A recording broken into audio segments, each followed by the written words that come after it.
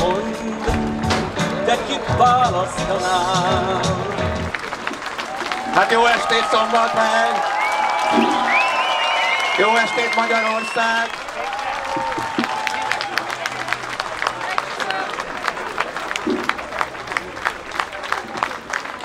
Lehet, nem fértünk volna be egy magtárba.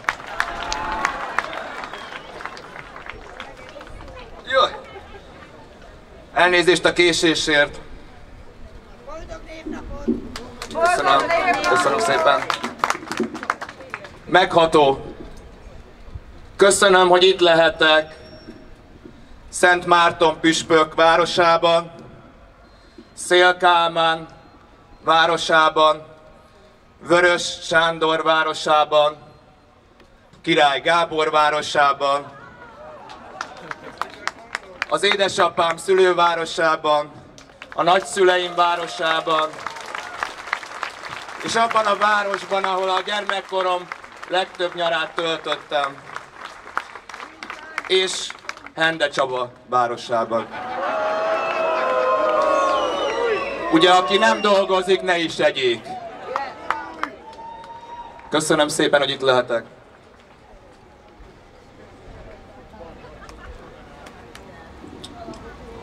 Sokat fürödtem a Perint-patakban.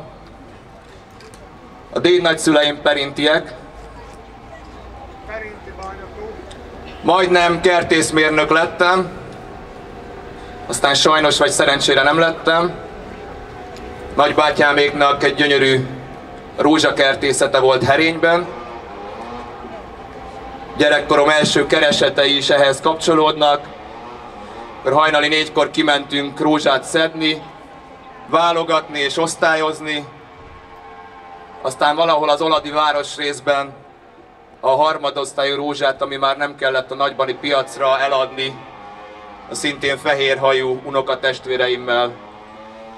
Csupa szép emlék köt a városhoz és Perinthez, ahol a világ legjobb dédnagyszülei éltek és dolgoztak.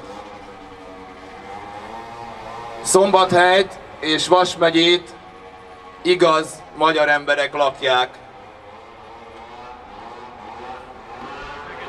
Az önök és az én felmenőim évszázadokon át dolgoztak, küzdöttek, harcoltak, és sokszor életüket és vérüket adták Magyarország szabadságáért. Köszönet érte, köszönet a felmenőinknek, és azt szeretném kérni önöktől, hogy legyünk méltóak a felmenőinkhez. Ne féljünk, merjünk kiállni, és mondjuk ki, hogy ma Magyarországon 2024-ben nincs hova hátrálni.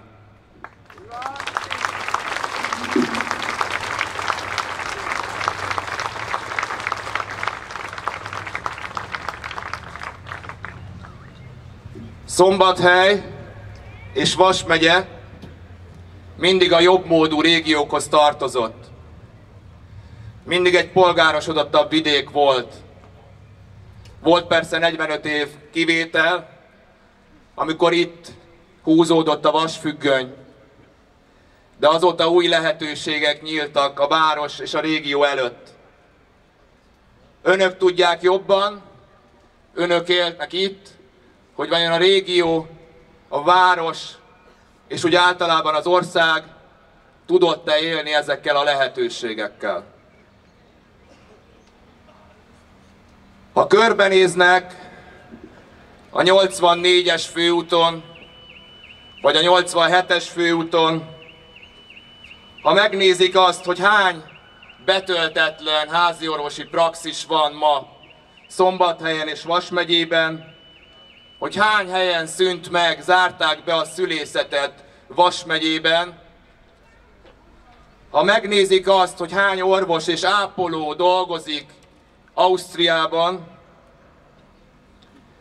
ha arra gondolnak, hogy Szombathelyen a hallomások alapján szinte mindenki az egészségügyi ellátásra panaszkodik, hogy hosszúak a várólisták, hogy a diagnosztikai vizsgálatokra hónapokat kell várni, de például egy csípőprotézis beépítésére 7 évet valahol Európában 2024-ben, azok után, hogy 20 éve csatlakoztunk az Európai Unióhoz, 2004. május 1-én éltanulóként léptünk be a 10 csatlakozó ország között. Csehországgal együtt mi voltunk a legfejlettebbek.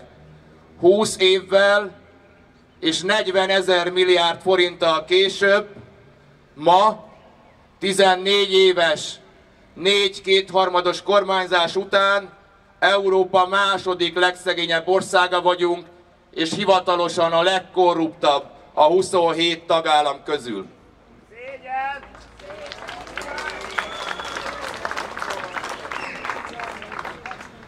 A Markusovszki kórház a 2000-es évek elejéig magas színvonalon tudott működni. Azóta mi történt? Épült ugyan néhány új szárny, de a régiek omladoznak. Az orvosok elmennek, az ápolók elmennek. Egyre több Szombathely környékén is a vendégmunkás. Épülnek a munkásszállók, a magyarok elmennek, a vietnámi, filippino és egyéb vendégmunkások jönnek. Az oladi városrészben bezárt a postahivatal. Bezárják a vasúti szárnyvonalakat. Botrány volt a termálfürdő értékesítése miatt. Összességében elmondhatjuk, hogy ez a város, ez a régió és a hazánk is, és a magyar emberek sokkal többet érdemelnek.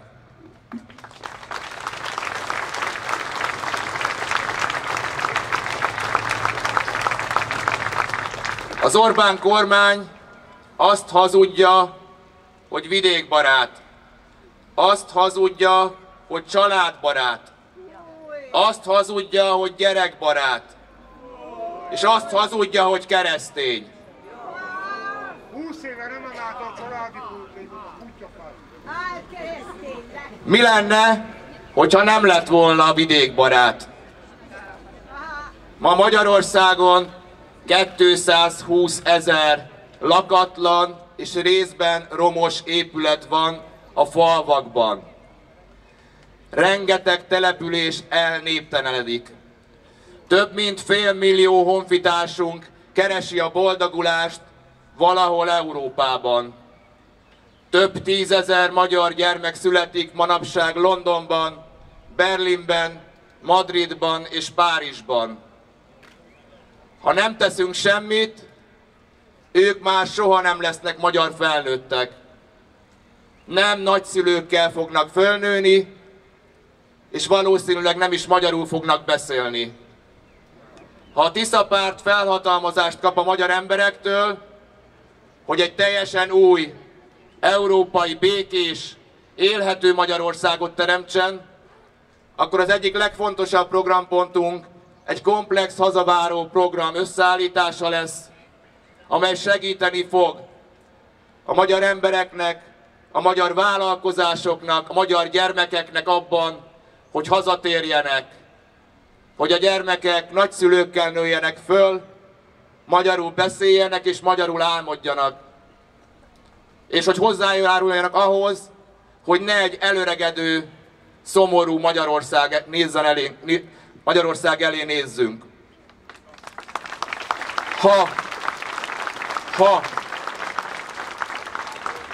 Ha a magyar emberek bizalmat szavaznak a Tisza pártnak, még messze van a választás, akkor első lépésként, ezt előre mondom, hogy zsúfolt lesz az első 24 óra. Az első lépésként belépünk az Európai Ügyészségbe, és zéró toleranciát hirdetünk a korrupció minden formájával szemben, Budapesten és Deutsch Bohóc tanács kedvéért Brüsszelben is. Magyarországnak ma, 2024-ben nincs egészségügyi minisztériuma, nincs oktatási minisztériuma, és nincs környezetvédelmi minisztériuma. van nekünk egy propaganda minisztériumunk. 5 év alatt, kedves barátaim, az Orbán kormány 1309 milliárd forintot költött propagandára, mások lejáratására, ellehetetlenítésére, ellenségképek kialakítására. Az első nap kidobjuk a Karmelita kolostor gyönyörű épületéből Rogán Antalt és a propaganda minisztériumot, és beköltöztetjük vagy az egészségügyi, vagy az oktatási minisztériumot.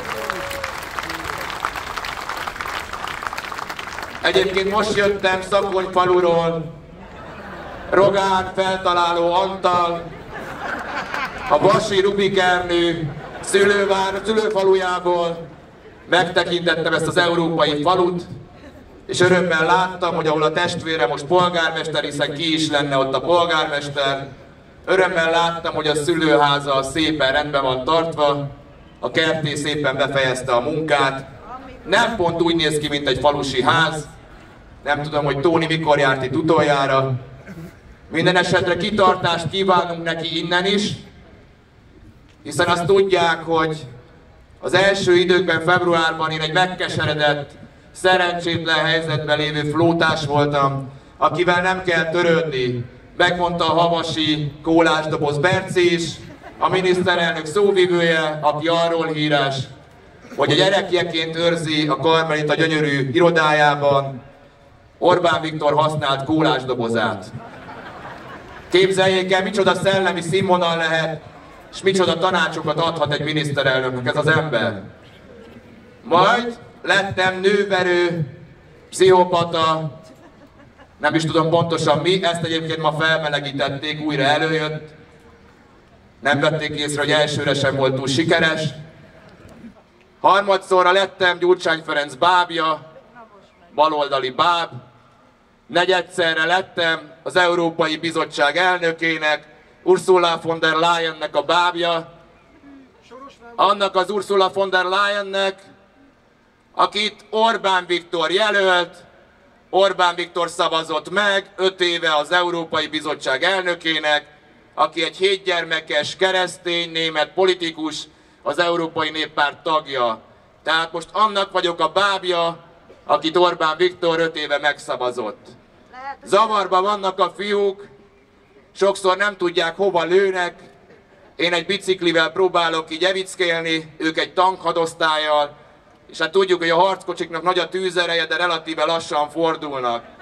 És mire megcéloznak, én máshol vagyok, és általában egymást lövik. Úgyhogy csak így tovább, fiúk, gyerünk!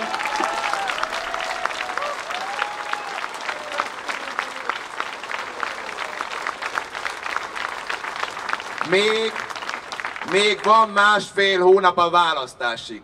1309 milliárdból több is kijön, Tóni. Dolgozzatok!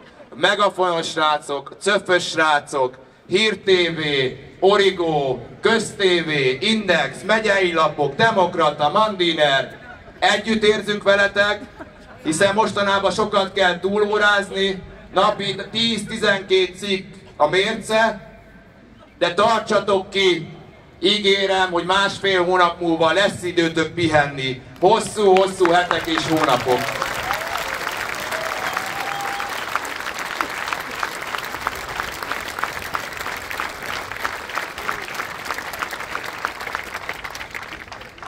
Ha a Tisza pártnak szavaznak bizalmat, akkor természetesen, ahogy többször elmondtam, visszaadjuk a tanári pálya megbecsültségét, az oktatás szabadságát, a tankönyvválasztás szabadságát, leromboljuk a klikket és az összes szörnyet, amit létrehoztak, eltöröljük a státusztörvényt, hiszen milyen dolog az, hogy azért szeretjük a tanárokat, és azt várjuk tőlük, hogy a jövő generációját, a gyermekeinket és az unokáinkat az életre nyitott, kritikai gondolkodással megáldott, demokráciában hívő, világlátott gyermekeket neveljenek, és erre pont őket nyomorítjuk meg.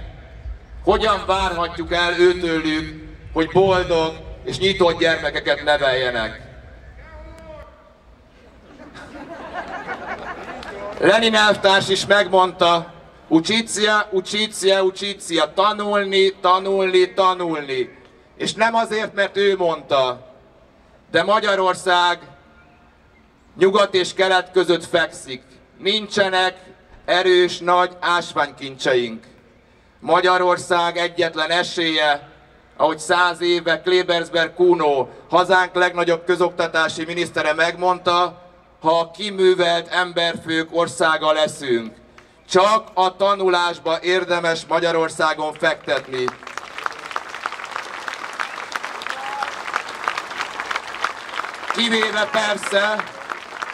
Kivéve persze, hogyha irányítható embereket, masszát szeretnénk, és egy összeszerelő üzem legyünk Magyarországon. Akkor pontosan megfelelő az irány, ahova most tartunk. De én hiszem azt, hogy a magyar emberek többsége nem ilyen hazát álmodik meg a gyermekeinek és az unokáinak. Minden téren a 24. órában vagyunk, vagy már azon is túl. Nem kell önöknek magyarázni a magyar egészségügy helyzetét. Még egyszer, 40 000 milliárd forint érkezett csak az Uniótól 20 év alatt. Ha 20 000-eseket egymás mellé teszünk, ez pont a holdig ér, vagy ha úgy jobban tetszik, 8-9-szer meg tudjuk kerülni a Földet. Ez egy jelentős összeg, bár a miniszterelnök úr múlt héten, mikor ismét megvédte a hazát Brüsszelben, és hazajött még a magtár előtt, azt találta mondani a Kossuth Rádióban a szokásos pénteki szeánszán, hogy Brüsszelből csak a baj jön. Miniszterelnök úr, én azt javaslom, hogy kérdezze meg a kedvenc vejét, hogy jön-e onnan más is. Pista, van-e pénz lóvéra? Jön-e más Brüsszelből? És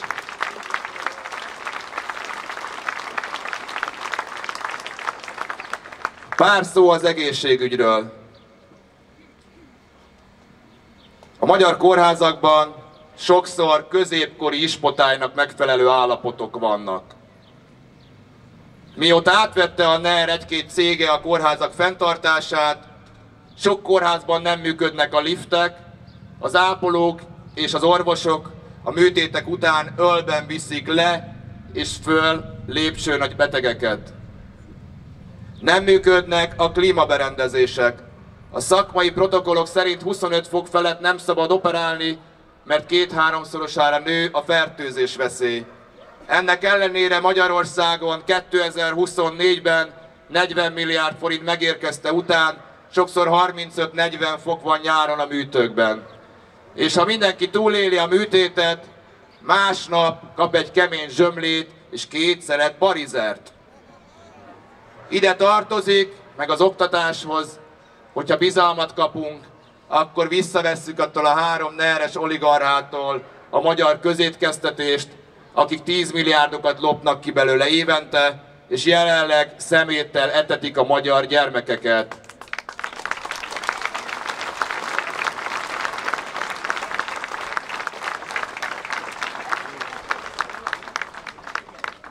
Szoktuk hallani, hogy Magyarország egy olimpiai nemzet. Igen, Szombathely egy sportos város, tudom. Büszkék vagyunk az olimpiai bajnokainkra, büszkék vagyunk a világbajnokainkra és minden ilyen sportolónkra, de miközben a kormány mindennapos testnevelésről beszél, a sport kiemelt támogatásáról beszél, közben Magyarországon az emberek 3%-a sportol napi szinten. Belgiumban szinte alig van olimpiai bajnok, de a társadalom 80-90%-a sportol napi szinten. Fut, úszik, lovagol, focizik, kosarazik, bármi. Belgiumban 88 év az átlag életkor, és 80 évig egészségesen élnek átlagosan az emberek. Magyarországon erről nem kell beszélnem, mindenki tudja, mi a helyzet. Ami a legszomorúbb, hogy egyébként még csökkent is az átlag életkor az utóbbi években. Nagyon-nagyon fontos lenne, főleg a gyermekeknek, a következő generációnak, hogy valóban sportosan nőjenek föl.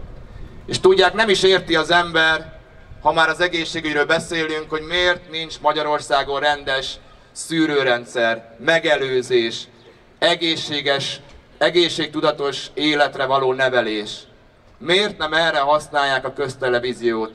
Régen volt egy öveges professzor a köztévében, volt jogi esetek, volt Bálint gazda, tanultak az emberek a televízióból. Ma a magyar köztelevízió, lehet, hogy itt vannak a propagandistái, mert árnyékként követnek, 100 milliárdokat kap évente, és mit látunk? Akkor is hazudnak, hogyha kérdeznek. És ezt elmondják kínaiul, oroszul és magyarul. Hogy miért, azt senki nem érti. Minden esetre első nap, a 24. óra második órájában visszavesszük a köztelevíziót, és beszüntetjük az állami propagandát.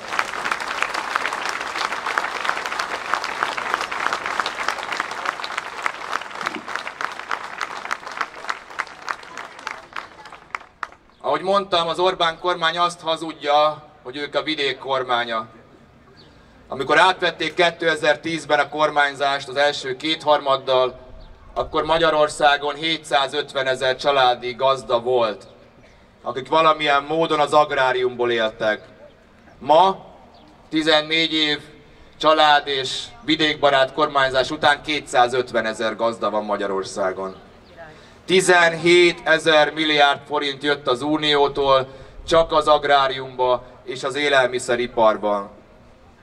A rendszerváltáskor Magyarországon és Lengyelországban az agrárexport értéke 3,5 milliárd euró volt. Ma Magyarországon 10 milliárd euró, Lengyelországban több mint 50 milliárd euró. És nem azért, mert a lengyel gazdák többet dolgoznak, vagy jobban dolgoznak, még csak nem is azért, mert Lengyelországban jobb a föld, vagy jobb az éghajlat, pont ellenkezőleg, hanem ott olyan kormányok voltak, színtől függetlenül, olyan érdekképviseleti szervek, amelyek valóban a lengyel gazdákért dolgoznak, valóban a lengyel kisgazdák versenyképességért dolgoztak. Magyarországon mi történik? Vannak a nagygazdák több száz, több ezer hektárral, köztük sok külföldi. Újabb hazugsága az Orbán kormánynak, hogy külföldiek nem szerezhetnek földet, de hogy is nem.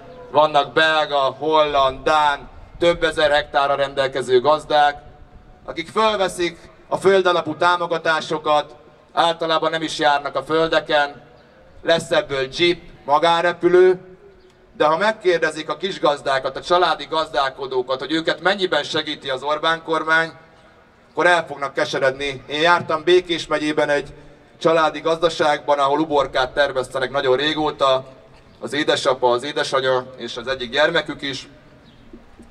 Van más munkájuk is, de ez a kiegészítés, gyönyörű fóliásátrak, és küzdenek minden nap a megmaradásért, és megkérdeztem, hogy mennyi támogatást kaptak vagy az Uniótól, vagy a magyar kormánytól.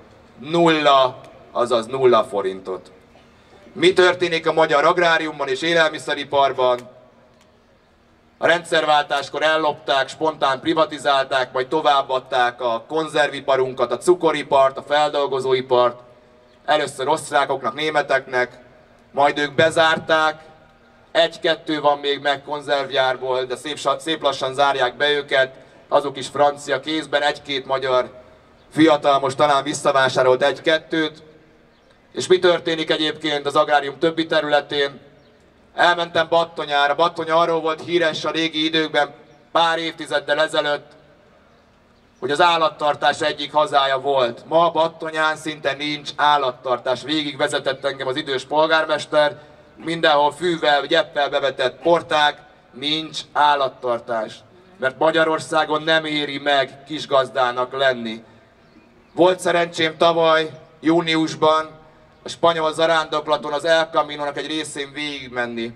Minden faluban, szabadtartásban nevelkednek az állatok, minden faluban külön termékek vannak, amire büszkék a helyiek, és nem szeméttel etetik az ottani gyermekeket, hanem a helyben termelt vagy tenyésztett élelmiszerrel és hússal.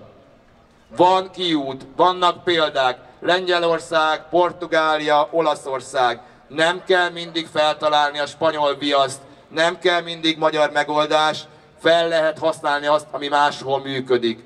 És még egy mondat,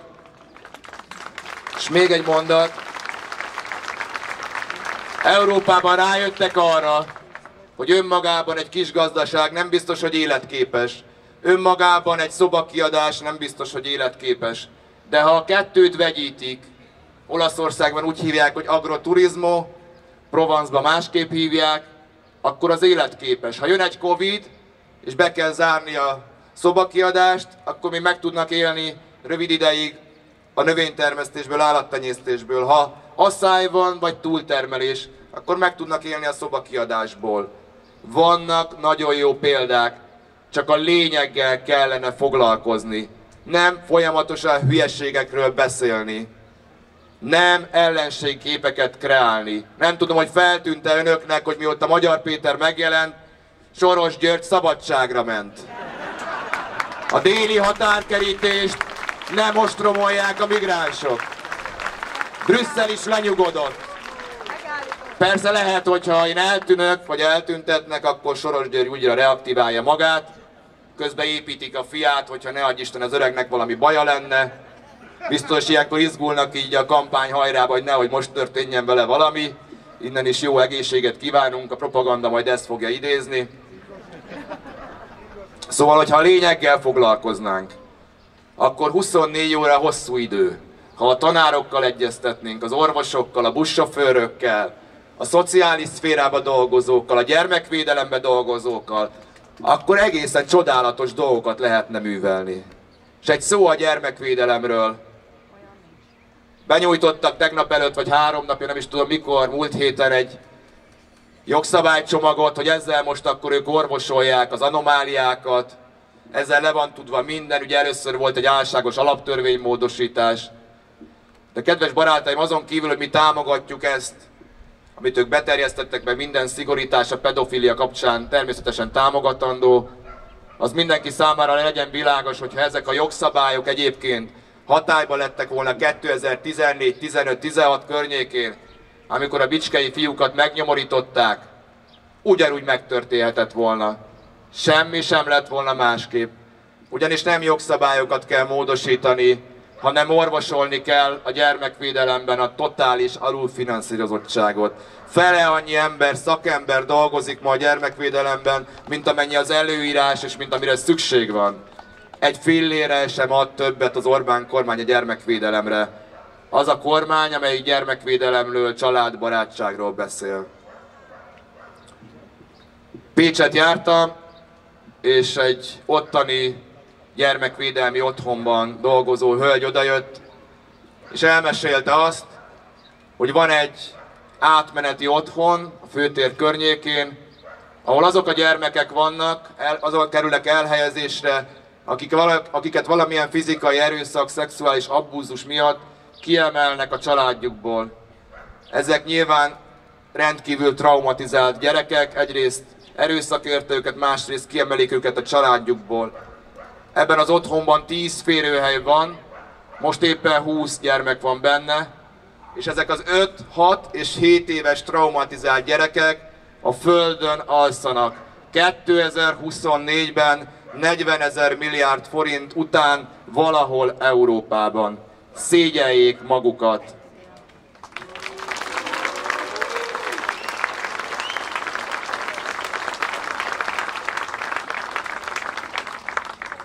A családbarát Orbán kormány 14 éve nem nyúlt a családi pótlékhoz.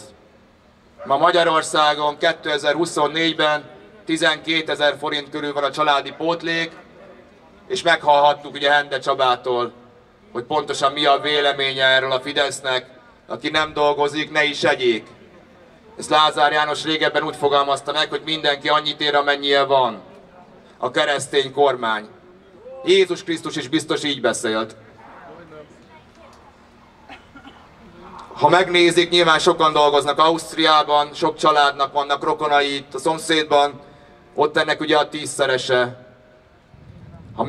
Ami megbízást kapunk, ahogy mondtam, megemeljük azonnal jelentősen a családi pótlékot, és infláció követővé tesszük, mert hiszünk abban, hogy tényleg minden magyar gyermek egyforma, ugyanannyit ér, és nem tehet arról, hogy milyen családba született. Nem tehet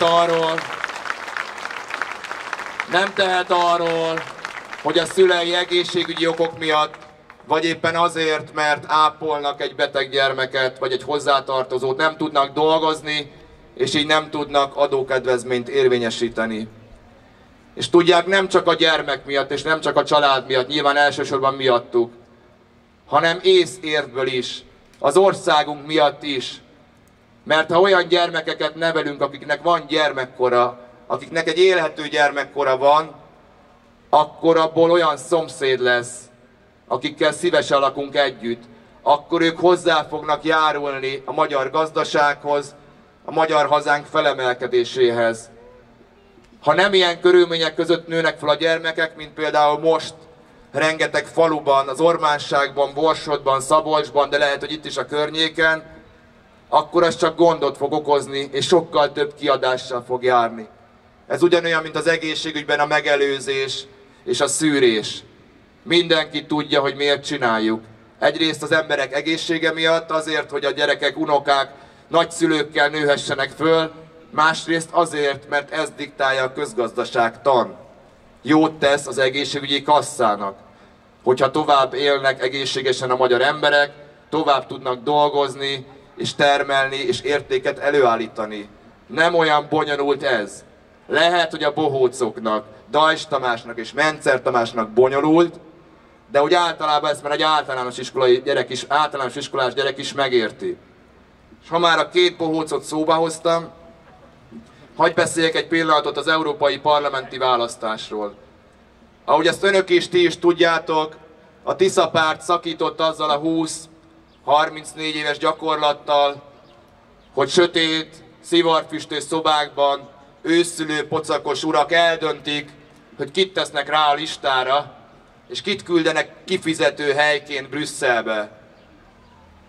Mi nem korrupt, levitézlett, nyelveket nyomomba se beszélő, ám de erre fantasztikusan mászó drogos politikusokat szeretnénk Brüsszelbe küldeni. Valamiért Dajs Tamás jutott eszembe, de ez csak egy vicces véletlen.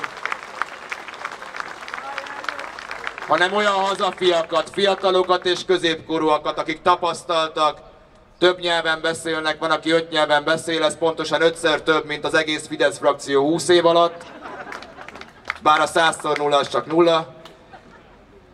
Tehát mi ilyen programozó matematikust, fizikust, biogazdálkozót, sebészt, diplomatát, jogászt, közgazdászt küldenénk, hogyha bizalmat szavaznak nekik, és ígérhetem, hogy ők mindig a magyar kis- és középvállalkozások, a magyar gazdák, a magyar szociális szféra, a magyar egészségügy, a magyar oktatás, és úgy általában a magyar emberek érdekében fognak dolgozni Strasbourgban és Brüsszelben egyaránt. Próbáljuk ki így, lehet így is.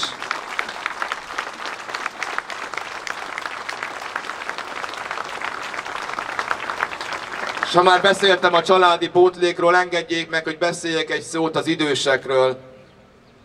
Egészen elképesztő, hogy van 420 000 olyan idős honfitársunk, akik vagy részt vettek az ország újjáépítésében, vagy ugyanúgy dolgoztak, mint mindenki más, és mégis olyan juttatást kapnak, ami még a létminimumhoz sem elég. Azonnali beavatkozást kíván ez. Beszélhetünk svájci indexálásról, 13. havi nyugdíjról, infláció követő emelésről, bullshit. Amíg nem éri el 420 000 honfitársunk nyugdíja a létminimumot, valaki 27 000 forintot kap 2024-ben valahol Európában, akkor azonnali intézkedésre van szükség.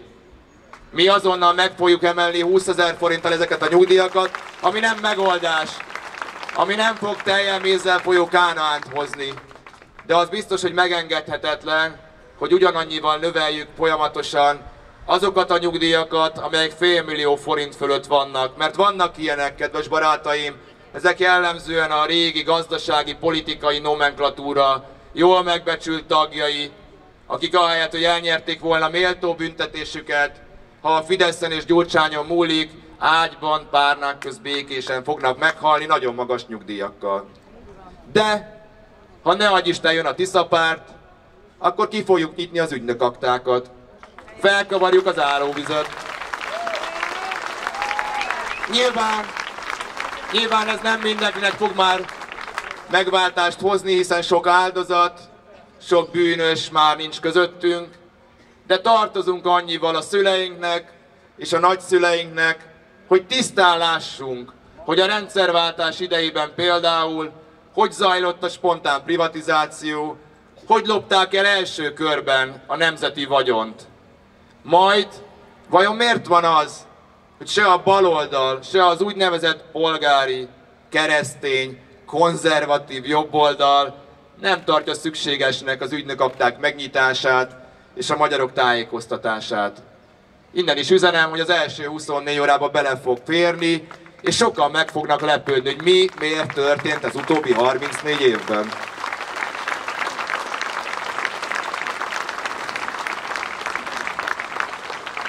És nem akarom önöket untatni, de rengeteg feladatunk lesz. Felül fogjuk vizsgálni a katásokkal történteket. Hogy lehet az, hogy egy-két nap alatt kinyírnak egy adónemet, amivel szolgáltatások, emberek százezrei dolgoztak, és semmilyen alternatívát nem kínálnak. Ahelyett, hogy megreformálnák, leülnének egyébként az érdekképviseleti szervekkel. Felül fogjuk vizsgálni a rendvédelmi szervezetek nyugdíjazása körüli anomáliákat. Egy valódi életpályamodellt fogunk ajánlani a rendvédelmi dolgozóknak. Felül fogjuk vizsgálni, hogy háborús veszélyhelyzetben, rendeleti kormányzás idején, miközben a határaink mellett egy háború zajlik, hogy lehet az, hogy Orbán Viktor 1800 jól képzett, harctéri tapasztalattal rendelkező honvédet, katonát rugott ki és lehetetlenített el, miközben egyébként alig pár ezer hadrafogható katonája van Magyarországnak. A Fidesz a béke pártja. A béke színe a narancssárga. És azt mondják, hogy mi háborúpártiak vagyunk. Nem. Deutsch Tamás, Mencer Tamás, Rogán Tóni, Szijjártó Peti, Gulyás Geri, nem. A magyar emberek mind békepártiak. Senki nem akar háborút. Hiába mondjátok ezt el naponta 10-szer, senki nem akar háborút. Vagy talán mégis? A Fidesz kormány lehet, hogy mégis akar? Miért küld több száz katonát Csádba a Fidesz kormány? Azon kívül, hogy a miniszterelnök fia szervezi a missziót. Ugye a leánya a magyar turizmust váltja meg, a fia most éppen a honvédséget. Miért épít a Fidesz kormány 100 milliárdból Magyarországon harckocsi gyárat, lőszergyárat, fegyvergyárat? Miért küld katonát Csádba? Miért avatkozik bele a balkáni országok belügyeibe, ezzel veszélyeztetve az ott szolgálatot teljesítő magyar békefenntartók életét? Miért avatkozik be Szlovákia belügyeibe? Miért szít magyar és magyar között konfliktust, magyar és idegen között konfliktust, ha nem háborúpárti? Ha ők tényleg a béke kormánya. Miért? És hogyha tényleg háborús veszélyhelyzet van 2 éve, ahogy ők ezt hirdetik, akkor miért nem válaszolnak arra, hogy hol vannak az óvóhelyek? Szombathelyen hol vannak az óvóhelyek, ha tényleg háború van? Ha természeti katasztrófa történik, a terrortámadás, vagy külső támadás. Miniszterelnök úr, hol vannak a szombathelyi óvóhelyek? 2 éve van háborús veszélyhelyzet. Válaszoljon legalább a szombathelyieknek. Budapesten miért 250 000 óvóhely van, amikor 2 millió ember van?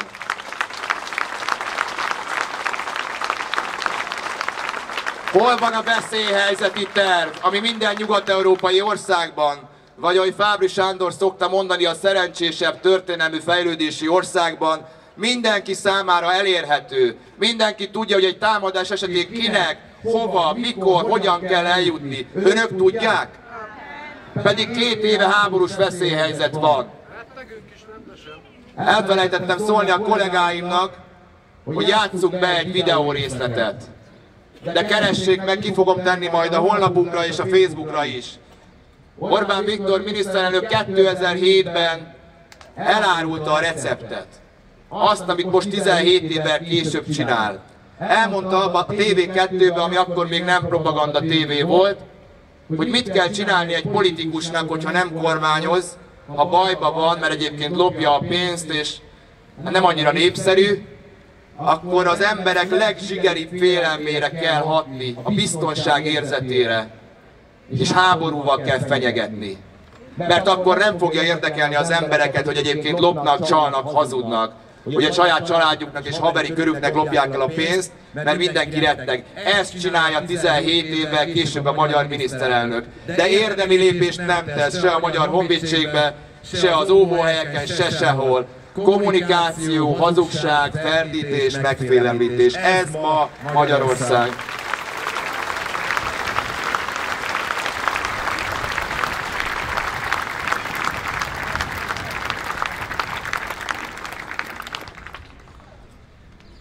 Ha lehetőséget kapunk, akkor említettem ezt a 220 000 romos, lakatlan épületet, az előregedő és elnéptelenedő falvakat. Szerintem egyetértünk abban, hogy a magyar vidék nélkül nincs magyar jövő. Egy komplex, falurehabilitációs programot fogunk letenni az asztalra, és valahogy újraélesztjük a magyar vidéket. Ez nyilván nem vasúti szárnyvonalak bezárásával, nem postahivatalok bezárásával, nem szülészetek bezárásával, nem orvosi ügyeletek bezárásával lehet megoldani, nem patikai ügyeletek bezárásával. Most voltunk Őri-Szentpéteren, és odajött hozzám egy édesanyja, és azt mondta, hogy a 5 vagy 6 éves lányának valamelyik nap eltört a keze, valamilyen nyílt törése volt. Több mint 40 perc volt, még kijött a mentő, és a mentő fél óráig telefonálgatott. Azt hiszem, az egyik az Zalaegerszegi, a másik a szombathelyi Markusovszki kórház volt. Egyik sem akarta fogadni, mert hogy nem volt traumatológus az intézményben. Végül a mentő, azt hiszem, Zalaegerszegre indult, megérkezett valamikor fél óra múlva, és ott a radiológus, vagy valami diagnosztikus oda sukta az édesanyának, hogy ha jót akar, és azt, hogy a gyermeke keze éppen forjon össze, akkor vigye el innen nagyon gyorsan Pécsre. Úgyhogy beültek az autójukba, valamikor este 11-re megérkeztek Pécsre, és ott teljesen szakszerű ellátásba, rendkívül jó körülmények között, nagyon kedves orvosok és ápolók között helyrehozták a kislány kezét. Itt tartunk Magyarországon. Azt az orvost egyébként állítólag helikopterre reptetik, így Nagykanizsára, néha Zalaegerszegre, néha ide, mert nincsenek orvosok. És a magyar fiatal orvosok és rezidensek többsége egyébként azt mondja, hogy nem is a pénz miatt megy külföldre, hiszen azt lássuk, hogy valamilyen szintű orvosbéremelés volt, hanem az orvosbárói rendszer miatt, amihez se a Fidesz, se Gyurcsányék, se senki nem mert hozzányúlni. Ma a fiatal orvosok nem operálhatnak, igazából nem gyógyíthatnak, mert ezek az orvosbárók uralják egyébként a gazdasági igazgatókkal együtt a kórházakat. Mi erre is szeretnénk megoldást kínálni. Azt hiszem, hogyha valaki felhatalmazást kap, főleg a kétharmadosat, akkor az az alap, hogy ilyen helyzetekhez hozzányúl, és nem megúszni akarja a problémát. A Tisza párt szeretne önökkel és minden magyar emberrel egy társadalmi szerződést kötni. Minden szakterületen, legyen az egészségügy, oktatás, energia, honvédelem, biztonságpolitika, külpolitika, le fogjuk írni azokkal a munkacsoportokkal, azokkal a szakértőkkel, akik közül már rengetegen jelentkeztek hozzánk, elismert neves szakértőkkel, hogy hova kellene és hova tud eljutni ez az ország 1, 5, 10, adott esetben 20 éven belül. Nem fogjuk önöknek azt ígérni, hogy 2030-ra utolérjük Ausztriát. Én azt javaslom Orbánéknak, hogy kezdjük kicsibe. Próbáljuk meg visszaelőzni Romániát. Próbáljuk meg odáig eljutni, hogy legyen WC papír, szappan és fertőtlenítőszer a kórházakban. Kezdjük kicsibe. Szeretnénk egy ilyen társadalmi szerződést kötni, lehet ez egy kormányprogram is. Senkitől nem várom, hogy 500 oldalas pártprogramot olvasson, ez ma nem jellemző, én se tenném. Úgyhogy lesz ennek rövidített változata is, lesz 10-15 pontos változata. Mi így szeretnénk nekifutni, nem úgy, ahogy a Fidesz, hogy annyit mond, hogy folytatjuk, ez a programjuk 14 éve, de hogy mit folytatnak, a lopást, a propagandát, a hazugságot, azt senki nem tudja, csak sejtjük.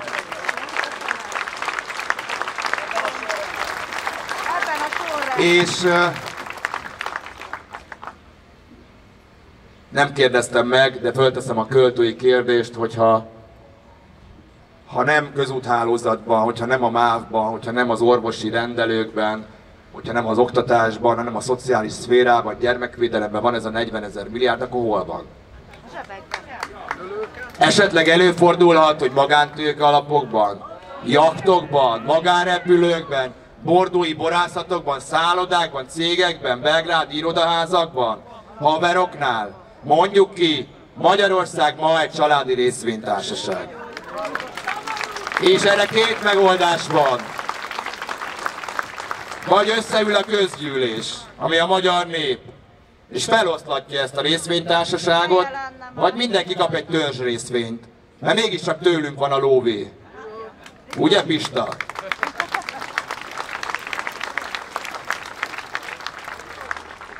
Nem lesz egyszerű harc. Nem lesz rövid harc. Senki ne ringassa magát ilyen illúziókban. Túl sok pénzről van szó. Egyeseknek a szabadságáról is szó van. Nem fogják olcsón adni a bőrüket. Én mégis azt üzenem önöknek, hogy ne féljenek.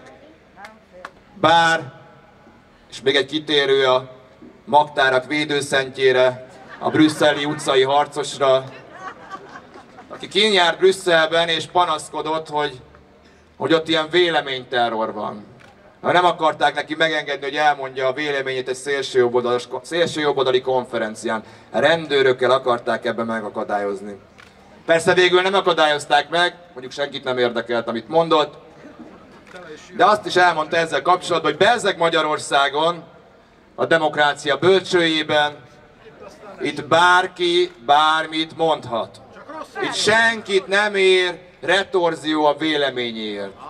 Ezt akkor találta mondani a miniszterelnök úr, hogy egy héttel azután, amikor kirúgták Tar Zoltán 3 gyermekes református lelkész, miután a Kossuth téren a 100 000-es tüntetésünkön beszélni merészelt a református egyház ügyeiről és Balogh Zoltán áldásos tevékenységéről. Azután mondta ezt a miniszterelnök, hogy nekem éppen 2 kollégámat rúgták ki, akik ingyen segítenek a Tisza pártnak. És azután mondta ezt, hogy Baranya megyében, Békésben és Tolnában, és most már Vas megyében is elmondták, hogy ugyan sokan vagyunk, itt is sokan vagyunk, Pécsett is, és a kis településeken is nagyon sokan voltak, de sokkal többen lennénk, ha az emberek nem félnének, és nem kaptak volna olyan e-maileket és SMS-eket a közintézmények, kormányhivatalok, paksi atomerőmű vezetésétől, iskolák vezetésétől, hogy ne merészeljenek kimenni a Tiszapárt rendezvénye, mert ha így tesznek, akkor retorziók lesznek. Nem kell esetleg bejönni másnap dolgozni.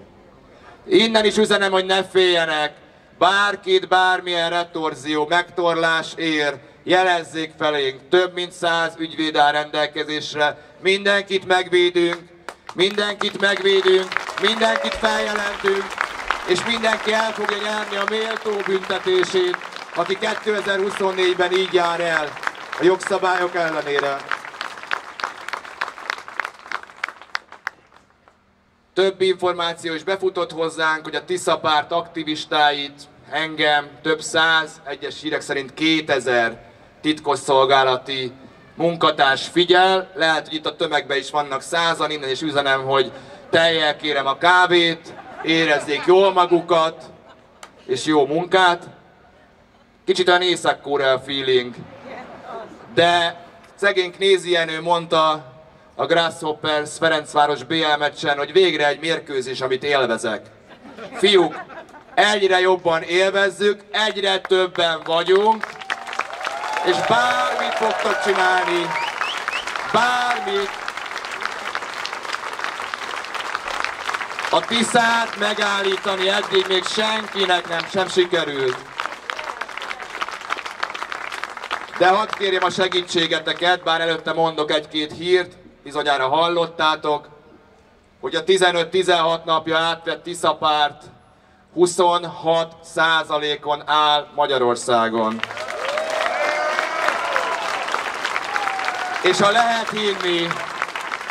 ha lehet hinni a reprezentatív kutatásoknak, bár Horn Gyulának egy jó mondása azért volt, hogy nem közvéleménykutatást, hanem választást kell nyerni. Ebbe igaza volt.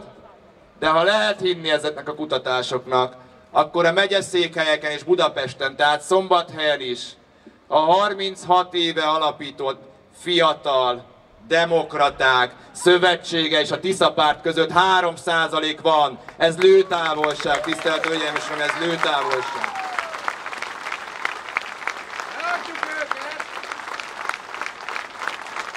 És amitől a legjobban rettegnek az urak a Karmelitában, az az, hogy a fiatalok között, itt is sokan vannak, a 18 és 29 éves fiatalok között a Tisza pártnak pontosan 3-szor annyi támogatója van, mint a Fiatal Demokraták Szövetségének.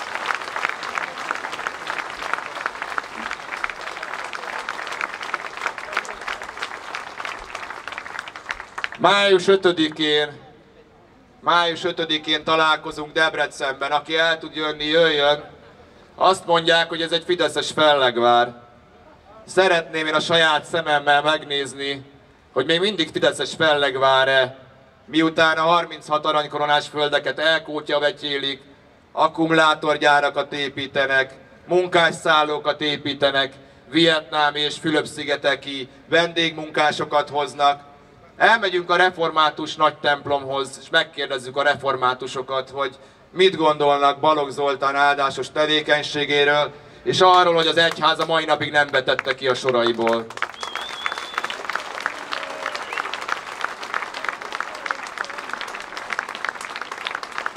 És én folytatom nyilván az országjárást, minden megyébe eljutunk, ami a fizikai korlátokba belefér, azt próbáljuk megtenni, lehet, hogy azon túl is megyünk, de egyet tudjatok, hogy egyedül nem fog menni.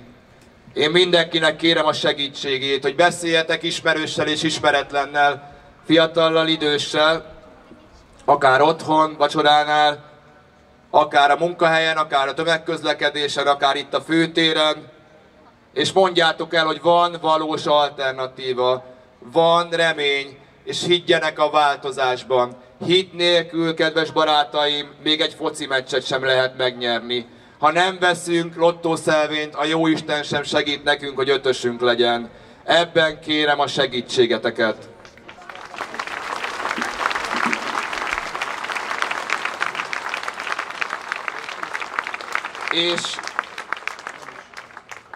És június 9-én még egy mondat, hogy minden településről viszünk földet magunkkal, és június 8-án szombaton a választások előtti napon ültetünk Budapesten egy fát ennek a sok helyről hozott földnek a segítségével a régi koronázó dombok emlékére, és reméljük, hogy mikor ez a fa már árnyékot ad, akkor már egy teljesen másik országba fogunk élni, és megtartjuk június 8-án a rendszerváltás utáni legnagyobb politikai rendezvényt, hogy tényleg remegjenek a Karmelita ablakai.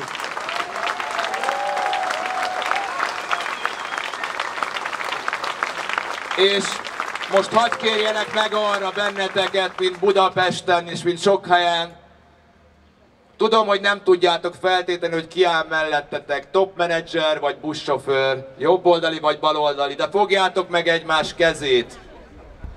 Bízzunk annyira egymásban, fogadjuk meg, hogy még egyszer fölemeljük a fejünket, egymás szemébe nézzünk, megfogjuk egymás kezét, és a Jóisten segítségével átmegyünk a legvastagabb falon is, lépésről lépésre, tégláról téglára, visszavesszük a hazánkat, és közösen építünk egy új, modern, élhető, boldog, demokratikus és európai Magyarországot. Köszönöm, hogy eljöttetek, köszönöm Szombathely, köszönöm Vas megye.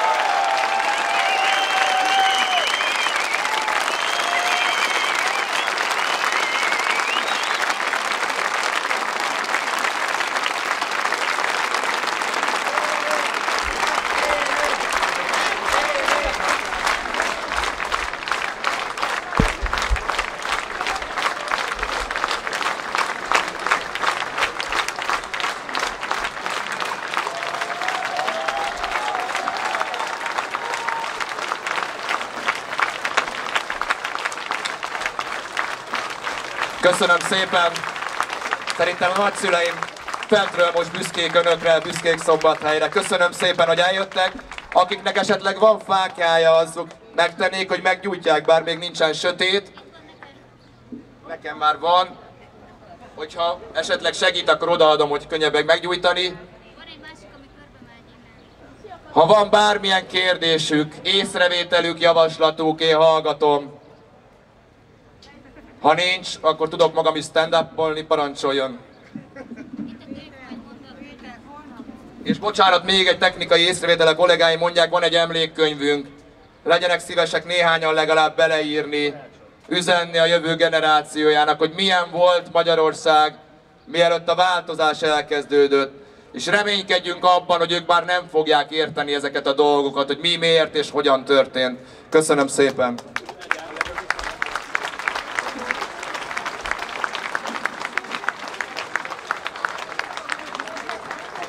Jövök! Bocsánat, az mondja csak, hogy parancsolj, jó közelket.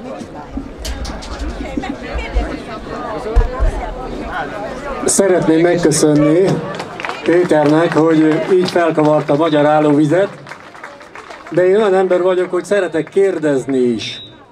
És most nagyon sok kérdést összeírtam, de most igen, nagyon keveset fogok. Jó. Az első kérdésem, hogy ismeri-e, mert Döbrögit és Ludas Matyit szokta emlegetni, ismeri-e Fazekas Mihály művének a végét? Melyik? Hát a Ludas Matyinak. Nem, az a vége, hogy Döbrögi jó ember lett. Nézzék meg otthon. A másik kérdésem. De ezzel kapcsolatban van kérdés, vagy csak egy? Nem, ezt csak el akartam mondani. Ami nagyon fontos, mivel világháborús helyzet van. Azt szeretném megkérdezni, mivel NATO tagok vagyunk, ha valaki, valamelyik ország, mondjuk Lengyelország igen aktív ebben, belekeveri ezt az országot, mert Lengyelországot és a NATO-t ebbe a háborúba, akkor szeretném megkérdezni, ha jön lenne a miniszterelnök, milyen döntést hozna? Semleges ország gondolata felmerül-e önben? Mert a magyar törvényhozásban a képviselők, Európai Uniós képviselők kivették magukat esetlegesen a harctéren való részvételről. Csak elmondom újra a kérdést, hogy jól értettem-e. Ha eszkalálódik a konfliktus, és látom, hogy veszi, hogy igyekszem úgy válaszolni, hogy megfelelődjen önnek is, meg a propagandának is. Tehát, hogyha eszkalálódik a konfliktus,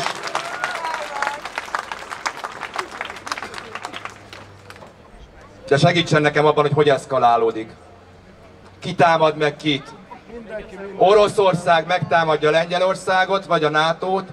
Hogyan eszkalálódik, mert nem mindegy. A NATO belekeveredik. Hogyan keveredik bele? Mit jelent az, hogy belekeveredik? Benne van a NATO. Parancsolj, hallgatom, hogyan keveredik bele? Keveredik bele, hogy akár az első vagy a második világháborúsban Lengyelország kiprovokálta azt, ami történt. Uram, akkor most itt befejezzük. Ön azt mondja, hogy Lengyelország provokálta ki a második világháborút. Szerintem olvassa el az általános iskolai történelemkönyvet. Az általános iskolai történelemkönyvet. Ha ön azt állítja, volt egy, bocsánat, hagyd tartsunk történelem órát. A Gleivici akcióról hallott? A Gleivici akcióról hallott? Amikor náci katonák lengyel katonának öltözve támadták meg a lengyel adótornyot. És a németek és a szovjetek ketté osztották a Molotov-Ribbentrop paktummal Lengyelországot. Ha ön azt mondja, hogy Lengyelország provokálta ki a háborút, akkor szégyelje magát. Nyugodtan tarthatja itt ezt a táblát. Szólásszabadság van. Szólásszabadság van.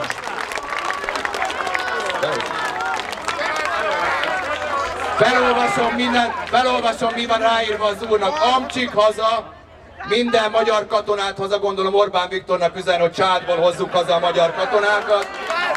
Minden külföldi katonát haza. Hol vannak külföldi katonák, elmondja? Magyarországon hol vannak külföldi katonák? Politikusok, ha nektek és a gyermekeiteknek kellene az elsősorban harcolnotok, akkor milyen döntéseket hoznátok? Hát biztos, hogy nem hamisítanánk történelmet, mint ön a második világháborúval kapcsolatban. Köszönjük szépen! Van esetleg egy kérdés? Esetleg a magtárba is vigye magával ezt a feliratot, hát a kíváncsiak. A kruplit meg tetszett kapni Hente úrtól. Jó napot kívánok! Többször elhangzott a kereszténység és az ősök tisztelet, amit nagyon becsülök, és azt szeretném ezzel kapcsolatban kérdezni, hogy magának fontos-e az az ország, amelyet Szent István alapított, és azt szeretném kérdezni, hogy Magyarországon a magyar királynak van jogos örököse. Úgy hívják, hogy Habsburg-Lotaringiai Károly, és azt szeretném kérdezni, hogy ez mellesleg nem is egy olyan ember, akit ne érdekelni a politika. Az osztrák néppárt indította, a európai elnök, európai képviselőnek indította őt, és szeretném azt megkérdezni, hogy ez az ember, akit még érdekli is a politika, és Magyarország jogos királyának örököse, hogy van-e rá esély, és maga tud-e abban tenni bármit, hogy ez a jogosan betöltse a titulusát? Köszönöm. Alapvetően pragmatikus embernek gondolom magam, és szerintem kezdjük kicsibe, hogy lehegyen WC papír és szappan a kórházakba. Utána tudunk a királyságról is beszélni, de hogy válaszoljak a kérdésre, a Habsburg dinasztia, igen, indegessünk a drónnak és mosolyogjanak, vagy a titkosszolgálat, vagy a rendőrség, vagy a propaganda. Néha ugyanazzal a géppel mennek és felhasználják egymás felvételeit, úgyhogy integessenek. De miatt válaszolnék, egyébként hadd mondjam el, hogy a magyar rendőr velünk van, a rendőrök 95%-a velünk van, bármerre járok az országban. És innen is üzenem Orbán Viktornak, hogy a magyar rendőrök bármilyen konfliktus esetén velünk lesznek, mert a magyar emberekkel vannak. Habsburg-Lotaringiai családról egy mondatot hadd mondjak, ismerem egy-két tagjukat szerencsére. Ők Ausztriából az legutolsó időkig ki voltak tiltva. Ki voltak tiltva, Magyarországról nem voltak kitiltva. Az, hogy ki jogos örököse a magyar trónnak, szerintem erről lehetne vitatkozni. Volt Romániában is kísérlet erre, volt Bulgáriában is kísérlet erre, hogy restaurálják a királyságot. Szerintem maguk a Habsburgok sem vágynak arra, hogy Magyarországon restauráljuk a királyságot. És minden tiszteletem egyébként a magyar történelmi családoknak, a Széchenyi családnak, a Batthyány családnak, az Eszterházy családnak, rengeteg itt a sárvári híres családoknak. Egyébként ők is támogatnak minket, és a változás bármennyire furcsának is tűnik, de azért azt látni kell, hogyha már az úr behozta ide a történelmet mondjuk kicsit tévesen, azt hiszem, hogy a harmadikos fiam valószínűleg jobban ismeri a második világháborút, mint ő, de nem baj ez, akkor azért azt el kell mondani, hogy azért a királyság és az első világháború, ugye meghal Ferenc József, 16-ban 4. Károly átveszi a trónt, és utána megtörténik a magyar történelem legnagyobb tragédiája, a Trianon, ami azért alakulhatott ki, bár nyilván ez egy bonyolult kérdés, mert a magyar főnemesi családok és a magyar királyság semmit sem tett azért, vagy nagyon rossz irányba ment, hogy ezt az országot egybe tartsa. Szerintem nagyon sok mindenkinek van történelmi bűne és felelőssége azért, hogy egyrészt mi bementünk az első világháború, utána a második világháborúba, és hogy most egy ilyen országban élünk, amit megfosztottak az ásványkincseitől, a honfitársaitól, a hegyeitől, a tengereitől, vagy a tengerétől. Szóval én nem biztos, hogy erre vágynék. Én megint kicsibe játszanék, én inkább hiszek Márai Sándorban és a polgárságban, egy erős középpolgárságban, hogy próbáljuk meg egymást szeretni, és ha már említette a kereszténységet, elfelejtettem mondani, hogy hiszek, és szerintem mindenki hisz, függetlenül attól, hogy ateista vagy hívő, Szent Pál üzenetében, hogyha szeretet nincs bennem, akkor mit sem érek.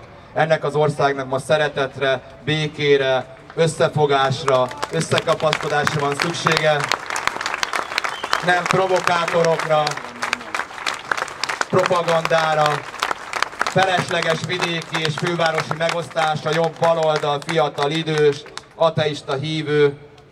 és természetesen lehet beszélgetni a királyságról is. Nyilván nem tudjuk, hogy mi lett volna, ha, hogyan alakult volna a magyar történelem, vagy most hogyan alakulna, de szerintem bárki elindulhat a köztársasági elnöki pozíciójára, legyen az egy királyi családnak a leszármazottja.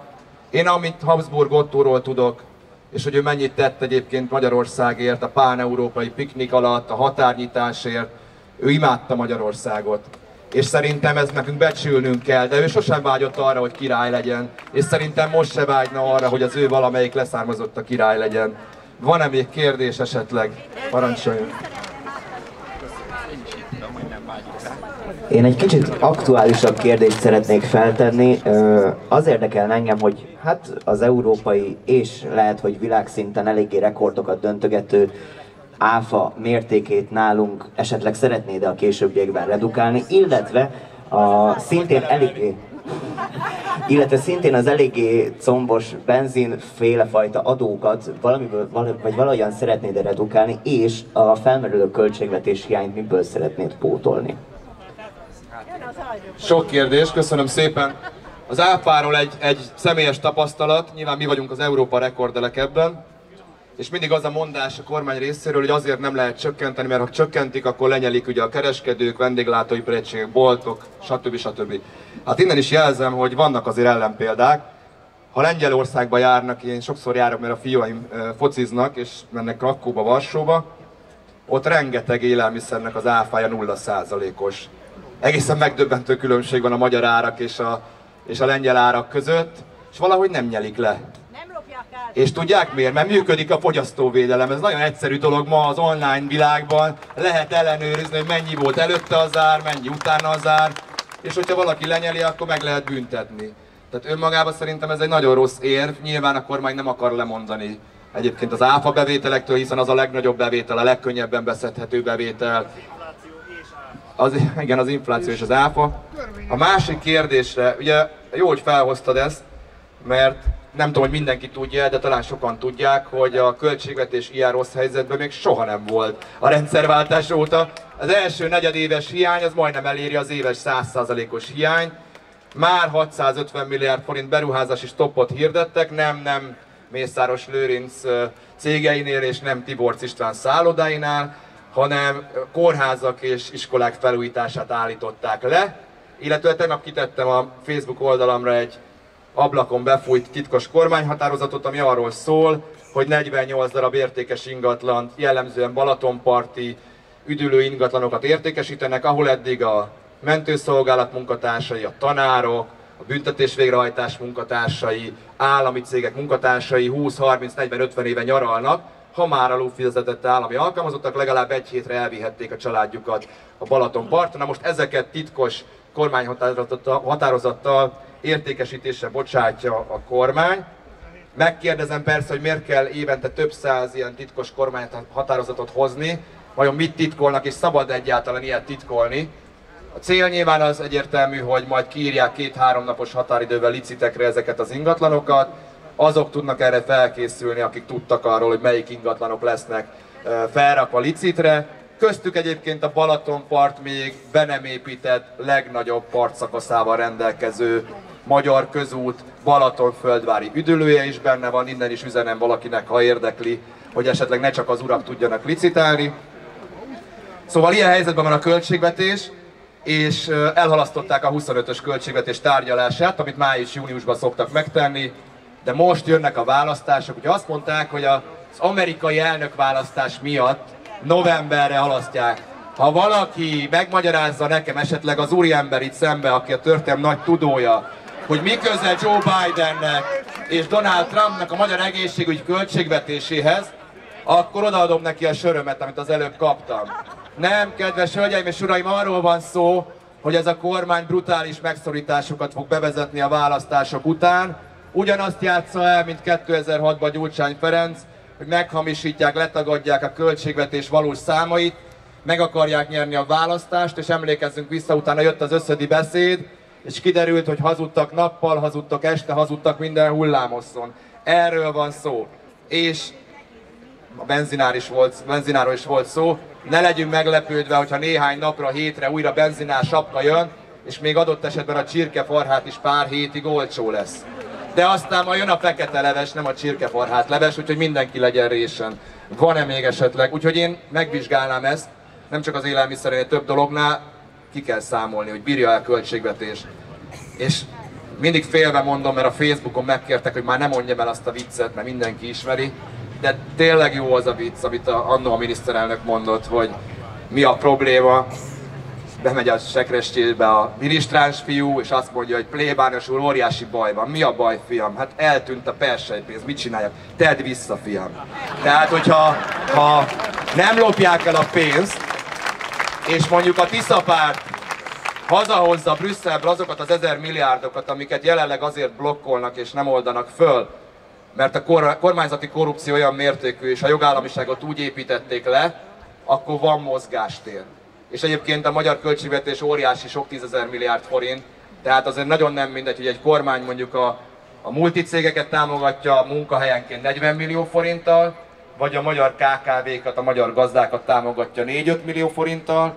Nagyon nem mindegy, hogy mondjuk Mészáros és a többi tőkésnek a cégeit támogatja több 100 milliárd forintos államilag támogatott hitellel, vagy egyébként a magyar kis- és középvállalkozásokat. Itt hadd mondjak egy mondatot még.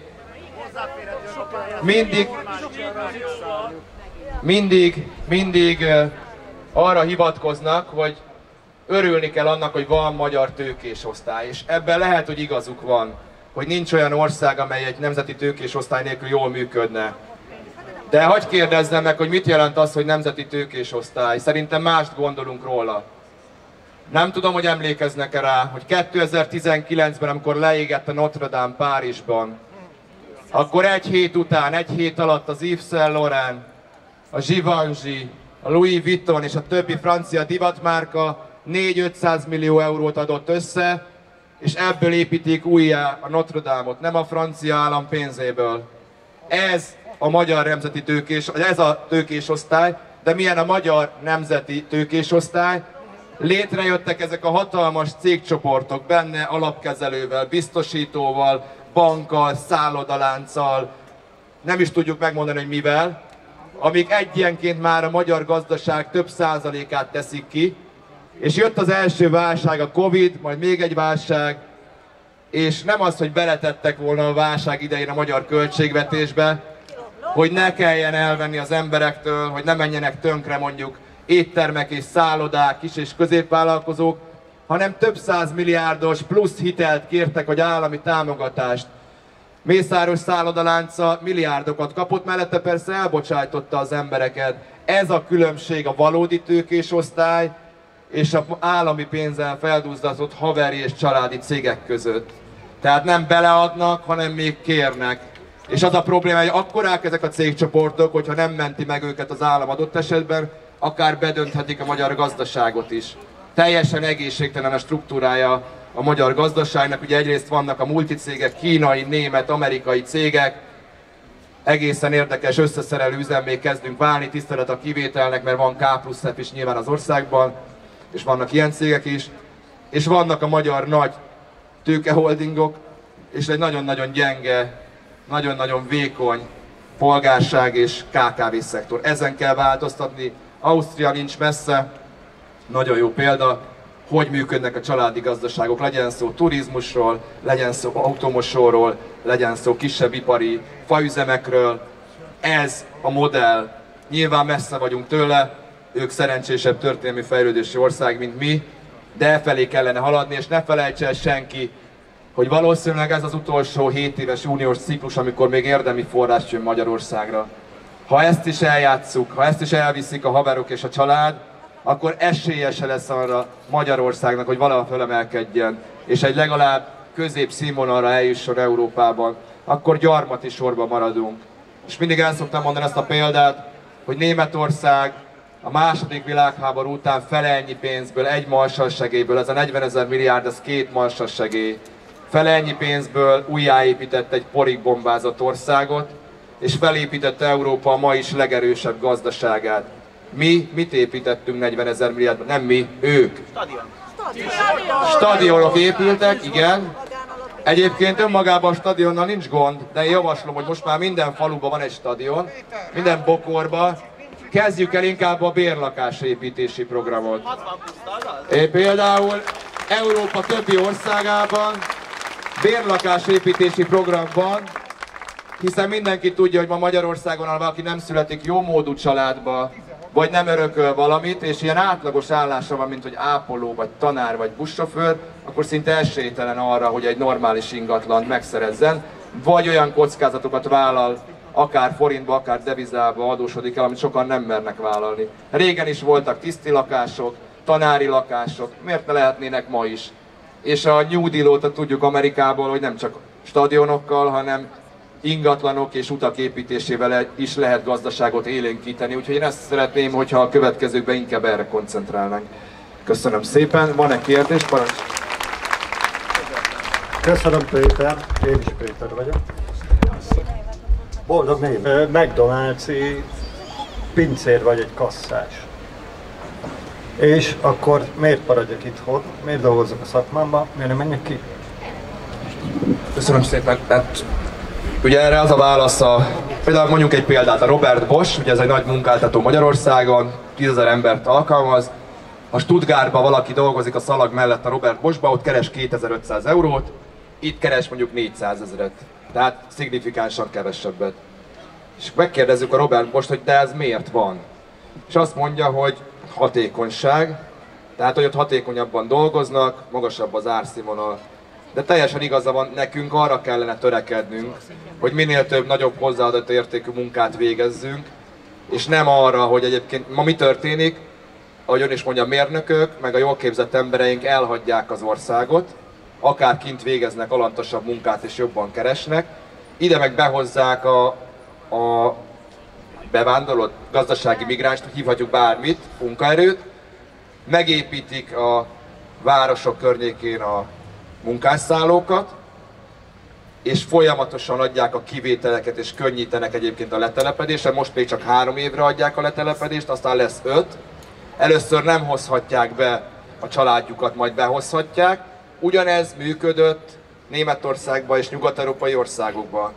És ez egy drog, mert ha egy ország így kezeli a saját munkaerő hiányát, meg hogy nem tudja itthon tartani a saját jól képzett részét vagy szféráját, akkor ez egy öngerjesztő folyamat. Egyre több magyar fog kimenni, egyre több vendégmunkásra lesz szükség, egyre kevesebb magyar gyerek születik, egyre több születik kint, és a végén azt fogjuk látni, hogy az a kormány, ami azt mondja, hogy jaj, illegális migráció az ne, az 10 000-ével hozza be egyébként különböző projektekre a különböző hátterű, jellemzően ázsiai bevándorlót és a munkást. Nem hiszem, hogy Magyarországon bárki adott a kormánynak arra felhatalmazást, hogy a legjobb magyar földeket 36 aranykoronával és egyébként akkumulátorgyárakra vagy akár munkásszállokra adja oda. Kicsit olyan ez, mint az alaptörvény módosítása, hogy nem volt benne a Fidesz programjában.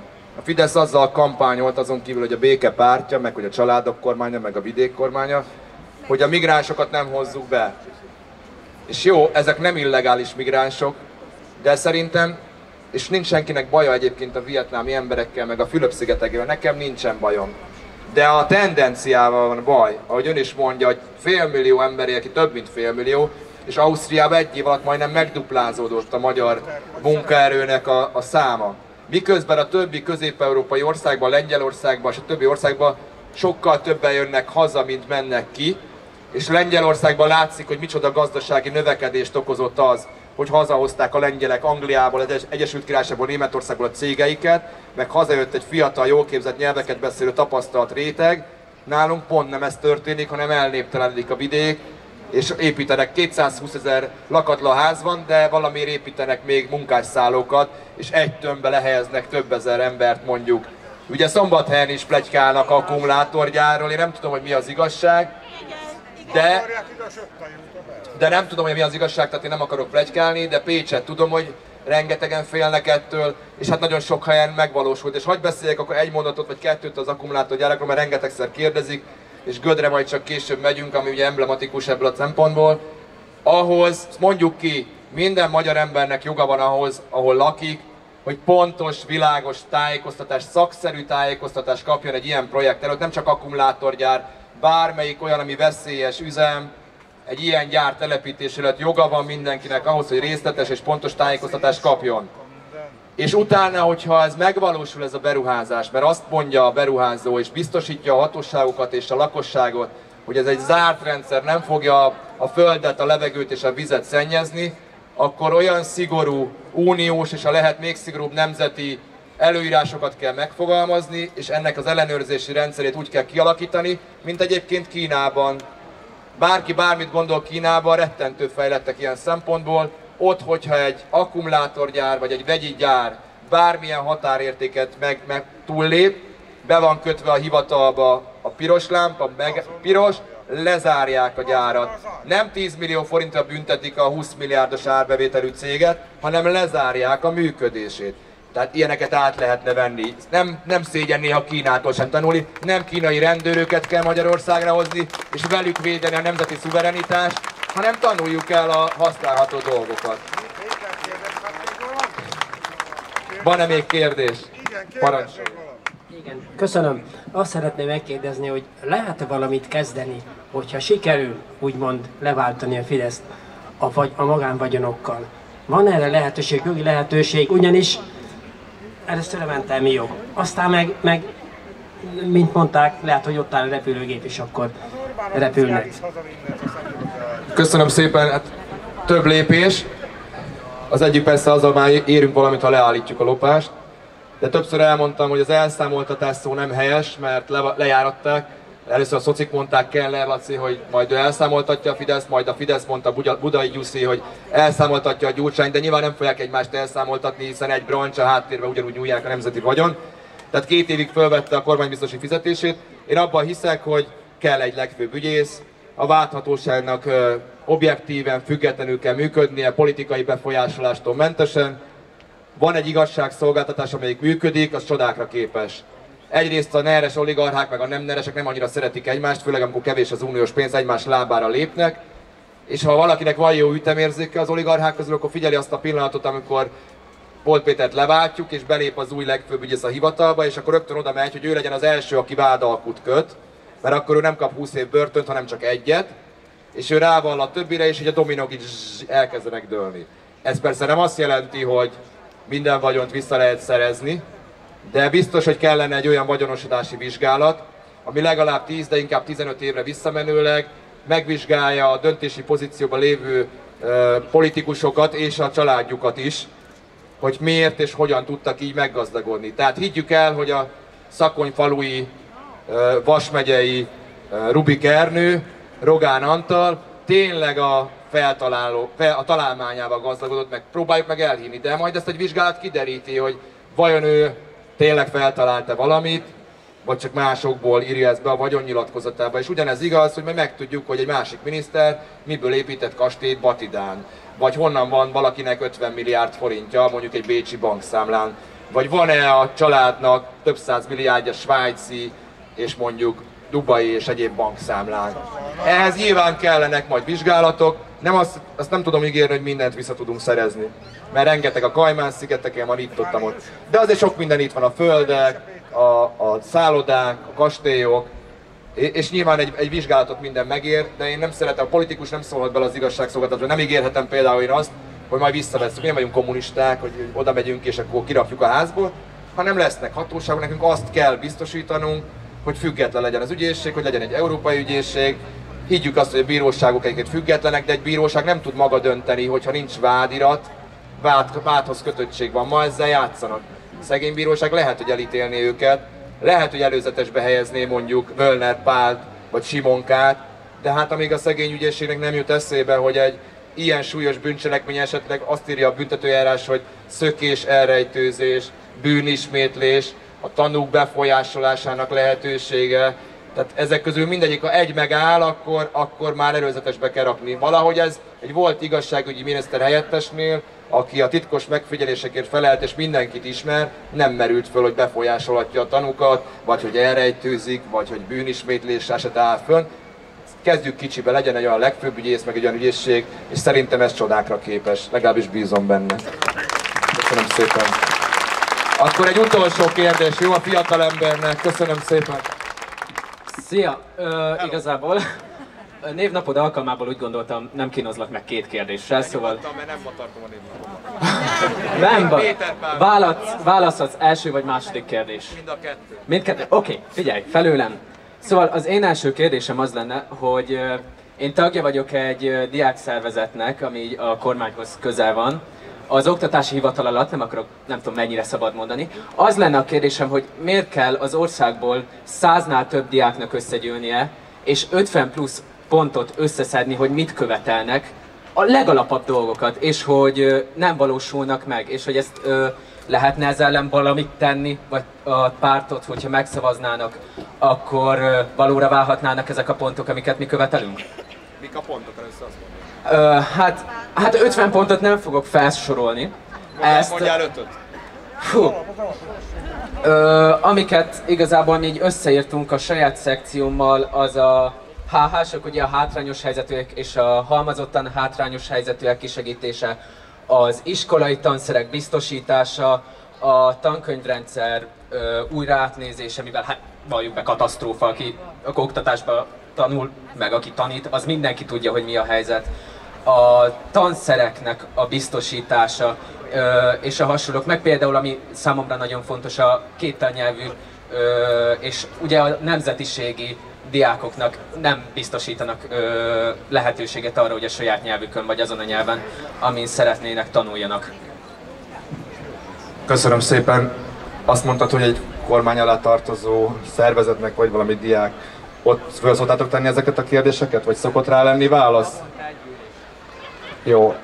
Amit mondtál 5 dolgot, szerintem ezek mind valid dolgok, és talán érintettem is a tankönyv részét, hogy ez teljesen nonsens, hogy a tanárok nem maguk dönthetik el, hogy milyen tankönyvekből tanítanak diákokat. Nyilván a tanárnak kell tudnia, hogy az ő diákjai mire képesek, akár nyelvtanár, akár más tanár. A halmozottan hátrányos helyzetűekre mondanék egy mondatot. Ma Magyarországon kisebb a társadalmi mobilitás, mint annó volt 30-40 éve. Ma, hogyha valaki egy zsákfaluba születik, egy nem túl tehetős családba, akkor nagyon kicsi az esélye annak, hogy ő át tudjon, reméljük nem még semmi, tehát, hogy át tudjon kerülni egy másik társadalmi osztályba, és hogy lépni tudjon, és bejusson mondjuk egy jó középiskolába. Ezen változtatni kell, hiszen az államnak is az az érdeke, a családoknak is az az érdeke, hogy az oktatáson keresztül feljebb tudjon lépni egy család vagy a diák. Úgyhogy mindenképpen támogatni kell őket. Nyilván nehéz egy olyan helyzetben, hogyha mondjuk 1 vagy 2 volánbusz megy naponta egy faluból, nehéz úgy bejárni jó iskolába. Ha nem támogatja senki őket, hogy nyelvből vagy másból korrepetálják őket, akkor nem fog bekerülni az ország 50-100 legjobb középiskolájába, így aztán nem fog bekerülni jó egyetemre. Mindenképpen kell valamit csinálni, mert ahogy mondtam a családi pótléknál, mi abban hiszünk, hogy minden magyar gyermek egyenlő, és pontosan a tanulással, az oktatással lehetne egyébként társadalmi mobilitást és előrelépést elérni. És tudod, én nem is értem igazából, mert nagyon sok minden nem pénzkérdés. Az oktatásban is, az egészségügyben is, persze rengeteg minden pénzkérdés, borzasztó sok pénz kell hozzá. De rengeteg minden nem pénzkérdés, hanem odafigyelés kérdése, hogy meghallgatod-e az érdekelteket, egyeztetsz velük, és nem úgy zajlik-e például az oktatási kormányzat, mint ahogy Maruzsa Zoltán közoktatási államtitkárnál, innen is üdvözlöm, hogy írnak a diákszervezetek e-maileket, majd ő a második e-mail után visszaírja, hogy ő nem kíváncsi erre, és hogy ne zaklassák. Tehát ez olyan, mintha egy hentes azt mondaná, hogy nem akar vért látni. Egy oktatási államtik azt mondja, hogy ne zaklassák a diákok vagy a tanárok. Nem tudom, mivel foglalkozik. Hiszek a párbeszédben, és abban, hogy egyeztetni kell, és a miniszter szó azt jelenti, hogy szolga. Jelenleg nem működik az állam, ez a fő probléma, ez minden területre igaz. Újra kell húzalozni mindent, a közalkalmazottak, a kormány tisztviselők azért vannak ott, azért kapják a fizetésüket, a politikusoknak meg főleg, hogy a magyar emberekért dolgozzanak éjjel-nappal. És igaz ez arra is, azért sem kell propaganda például, mert kutya kötelesség egy politikusnak, egy választott politikusnak, hogy minden újságírói kérdésre válaszoljon, hogy ne elfusson. Nincs szükség 1309 milliárdos propagandára, válaszolni kell a kérdésekre. Nem magtárakban kell kiválasztott propagandisták előtt kampányolni, Nem kijárási tilalmat kell Győrben elrendelni, ha megérkezik az utcai harcos, hanem válaszolni kell a kérdésekre. És azt hiszem, hogy ezzel már egy más ország lennénk. És ezt már a második napon el lehet kezdeni, hogy leülünk, megbeszéljük, de már előtte rengeteg szakmai szervezet megkeresett minket, a mérnökkamarától, a tanárokon át, az ápolók szervezetén keresztül, hogy tárgyaljunk, és őknek nagyon kidolgozott programjuk van, eddig nem volt rá senki kíváncsi, és most remélik, hogy lesz valaki, vagy valakik, akik kíváncsiak lesznek, és egy mondatot még hadd mondjak, és aztán mindenkit elengedek, vagy most is elengedek, hogy mi mások leszünk, mint a Fidesz. Tehát itt nem Magyar Péter fogja megmondani, hogy mi lesz az energiapolitikában, vagy mi lesz az oktatáspolitikában, vagy az úrnak, hogy mi lesz a biztonságpolitikában, hogyha egy háború van, vagy NATO csapás, vagy én nem tudom, miről beszél pontosan, vagy a lengyelek megint megtámadják Németországot, vagy a Szovjetuniót, össze vagyok zavarodva, hanem lesz mindennek külön szakértője, egy munkacsoport, miniszterek, pressz, igen? Mit csinálják vele? Pressz kártyát lobogtat az úr, tehát azt jelenti magyarul, hogy sajtó, ha jól emlékszem. Nem tudom, hogy a propaganda sajtó-e, vagy egy valódi sajtó, mert az nem volt ráírva. Kárpát-medencei Újságírók Egyesülete. Üdvözöljük, és örülünk, hogy itt van.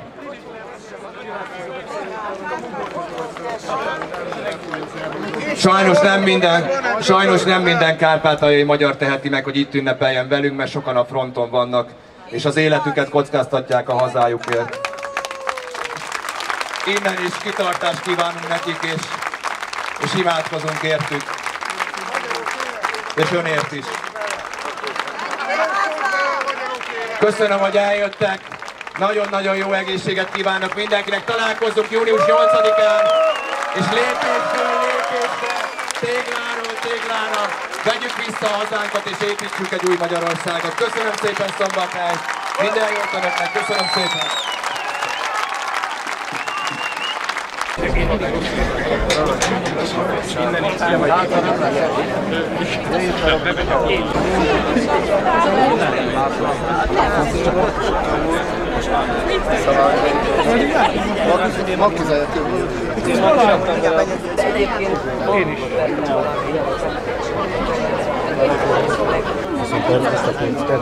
Beszéltem a politikáról már többször, és pont találkoztam egy másik romapolitikus ide felé, itt jöttem a térre, és mondtam neki, hogy megyek majd Ózra, meg egy-két olyan helyre, és ott szeretnék erről részletesen beszélni. Egyrészt tudom, hogy mennyire megosztott, mennyi fajta érdek van itt, és ellenérdek. Azt is, hogy ezt lehet szociális ügyként, meg nem szociális ügyként tárgyalni, és nem akarok belemenni egy ilyen stand-upba, mert ez nem két mondat, és először szeretnék beszélni több emberrel, olyanok, akik csinálnak ilyen projektet, akik romapolitikusok, olyanok, akik nem romapolitikusok, mert sokan azt mondják, hogy nem biztos, hogy romapolitikus kell hozzá, és majd akkor szeretnék beszélni. Meg azért azt hiszem, hogy ez egy nagyon érzékeny dolog, és ezt nem megint Magyar Péternek kell megmondani a frankót. Csak megkérdezem, hogy a Tisza pártnak is lesz egy ilyen... Abszolút, persze. És ehhez jutottunk hozzá, hogy látod. Szerintem leginkább június 10-e után, mert addig most megyek körbe. Hát most a június választáson nem ez a legfontosabb. Ugye van a jelöltjeink között roma, hiszen 5 diplomát, nagyon durva csáv. Nem járok Olivia. Nem. A járókának nincs ott diplomája. Nem, egy srác, aki egészen zseniális, nem tudom hány nyelven beszél, Csavának hívják. Én is román nyelven beszél. Úgyhogy június 10-e után mindenképpen, mert lesz ilyen munkacsoportunk, abszolút roma ügyek, meg mindenféle kisebbség. Biztos fogunk kapni. Igyekszünk. A legjobbakat, jó egészséget, vigyázzanak, csomó. Minden jót. Aláírás születni, és a borítékban a képeknek a kiírni. Igen. 2009. Nagyon kedves, ez vissza.